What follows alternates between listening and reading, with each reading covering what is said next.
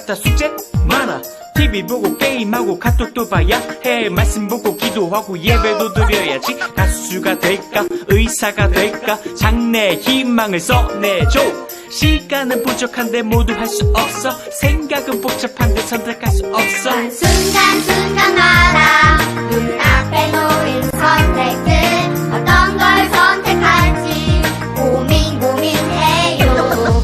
세상 말하는 대로 하나님 말씀대로 무엇을 따라갈지 잘 모르겠어요.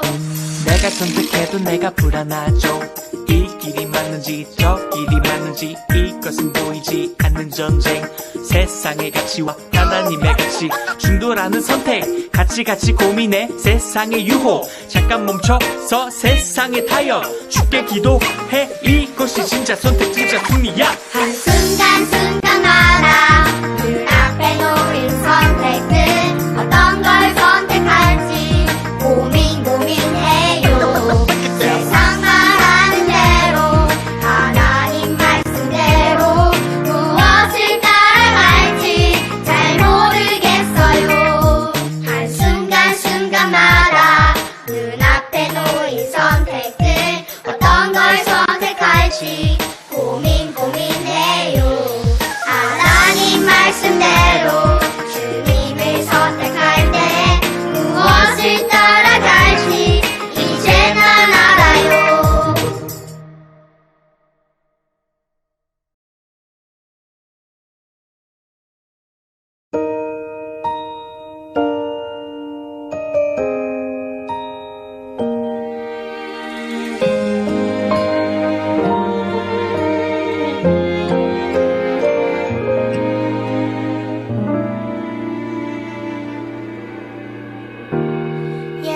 예배합니다. 하나님 이루신 일 찬양합니다. 하나님 크신 사랑 하나님의 영광이 비추일 곳으로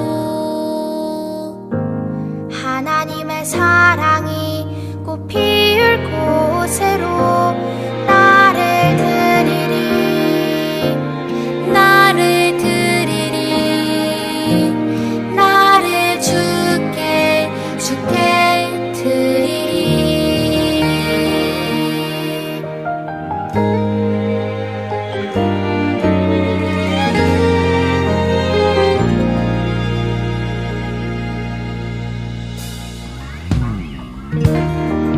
예배합니다. 하나님 이루신 일 찬양합니다. 하나님 크신 사랑 하나님의 영광이 비추일 곳으로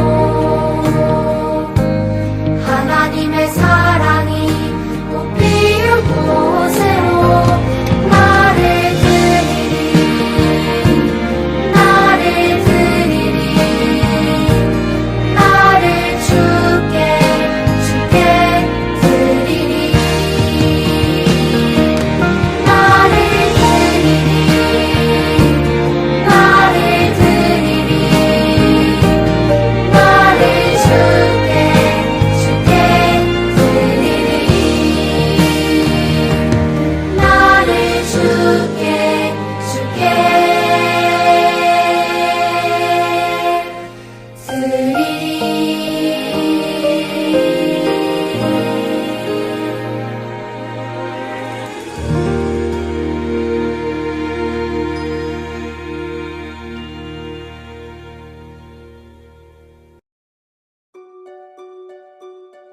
하나님 아버지, 오늘 이곳에서 친구들과 함께 예배를 드릴 수 있게 해주셔서 감사합니다. 요즘 코로나 때문에 저희가 많이 힘든 상황을 겪고 있습니다. 어서 빨리 코로나 바이러스가 없어져 물빛 퀴즈 모두가 한 자리에 모여 예배를 드리게 도와주세요. 오늘 드리는 이 예배를 하나님이 기쁘게 받아주세요. 예수님 이름으로 기도드립니다. 아멘.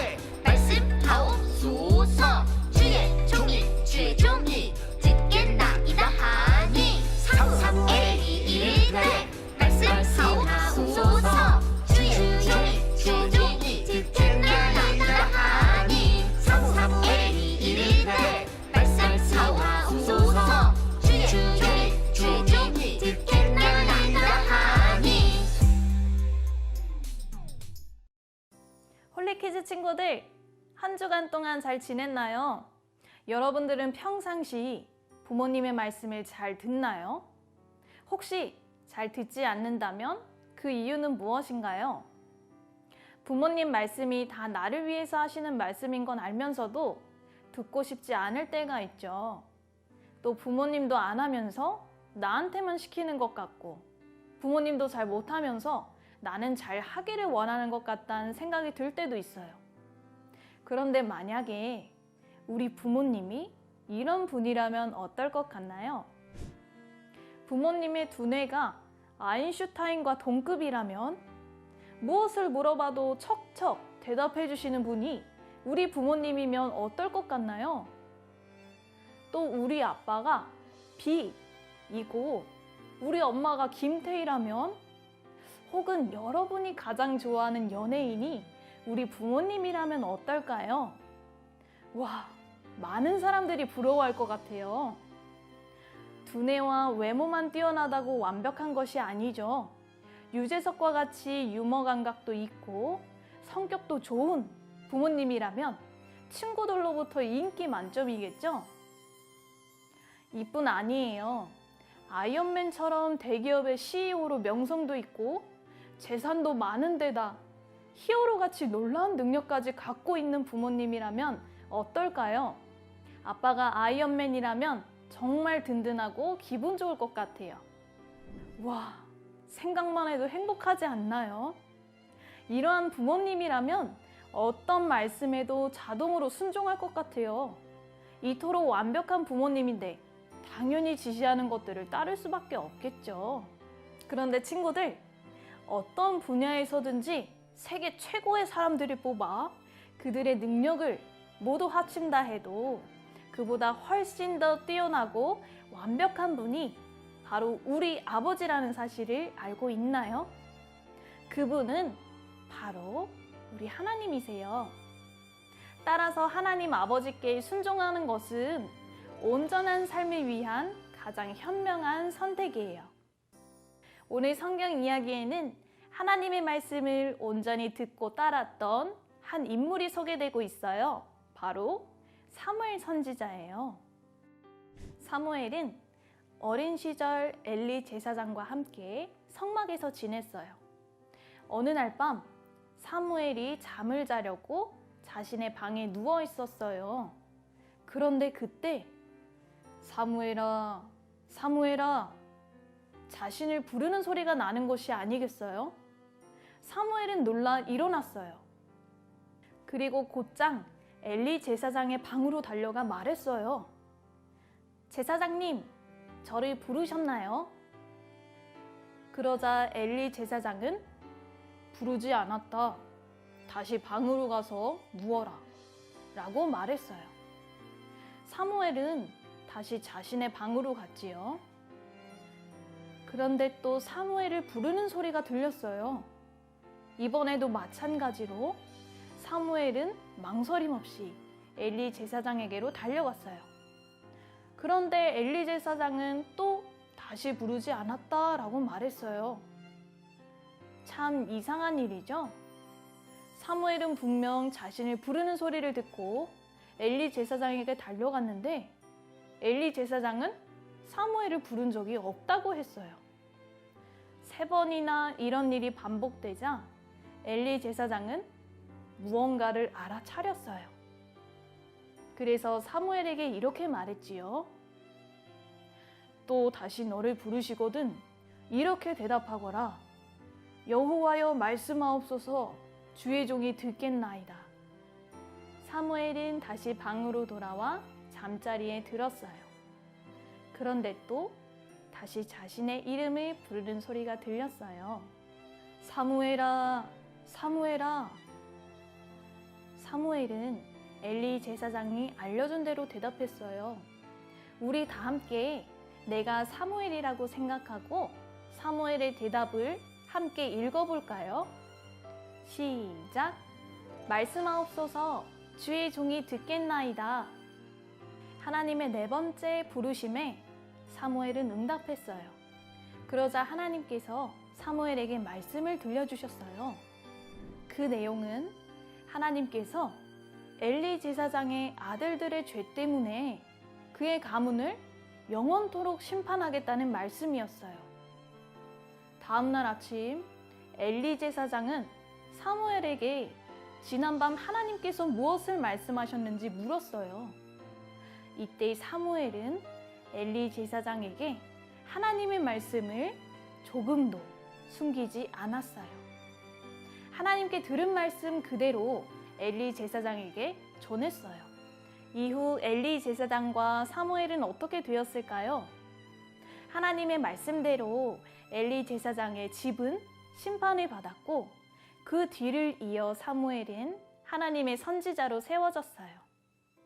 온 이스라엘 백성들은 하나님께서 사무엘과 함께 하심을 알았어요. 여기에 빈 유리병이 하나 있어요. 오른쪽에는 불순종, 왼쪽에는 순종이 적힌 팻말이 있지요. 이 유리병을 우리라고 생각해 볼게요. 우리가 하나님의 말씀을 듣지 않고 내 마음대로 내가 하고 싶은 대로 살아가면 이 화살표가 가리키는 것처럼 하나님의 말씀에 불순종하는 삶을 살게 돼요. 그렇다면 우리의 마음 안에 하나님을 주인으로 모시고 그분의 말씀으로 우리의 마음을 가득 채우면 어떻게 될까요? 이 물을 하나님의 말씀이라고 생각을 해보고 가득 채워보도록 할게요.